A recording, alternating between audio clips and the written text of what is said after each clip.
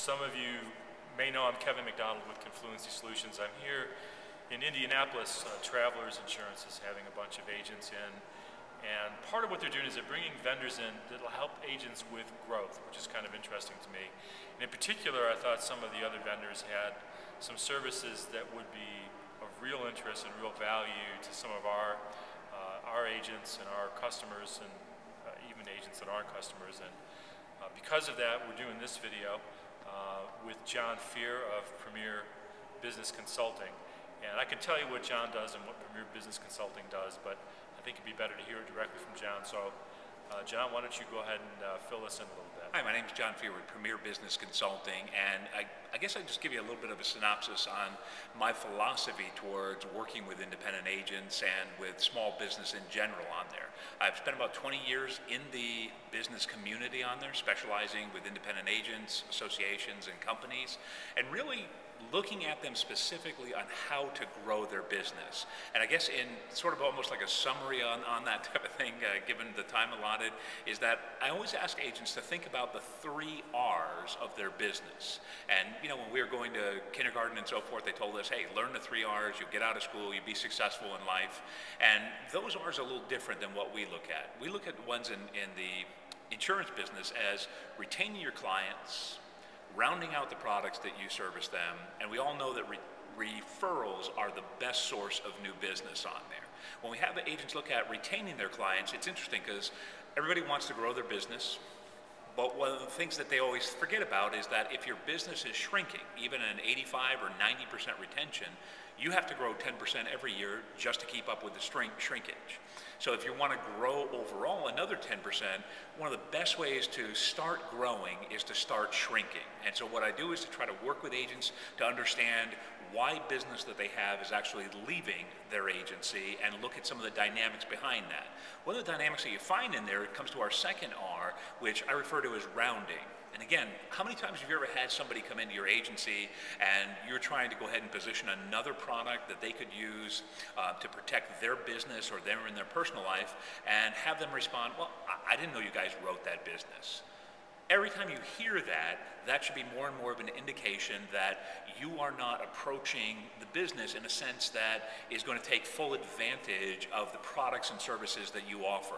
And even when you think about the additional money that's available there, the interesting thing is not only is it additional revenue to your agency, but if you look back at some of the clients who have lost your agency, one of the most common factors that they all have in common is they only had one product with you. And if you think about the fact that those clients who only have one of their insurance products with you actually do business with your competitors, that should be a wake-up call for us as we go through that. And the third R on there is about referrals. Regardless of who I talk to, they say their #1 source of new business is referrals from current clients. The whole scenario kind of takes a little bit of a stop then when I ask them and saying, well, what are you actively doing in your agency for everyone who works there to go ahead and solicit new business referrals from every one of your current clients?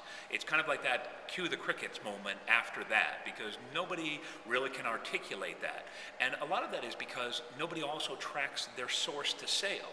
I know that's not the sexiest thing in the world to try to make a notation on where does every piece of new business, but when you start thinking about the dollars that you are dedicating to marketing ideas, whether or not it's a couple $1,000s a month in a yellow page ad, keep in mind that that couple $1,000s a month at the end of the year turns out to be a $30,000 investment.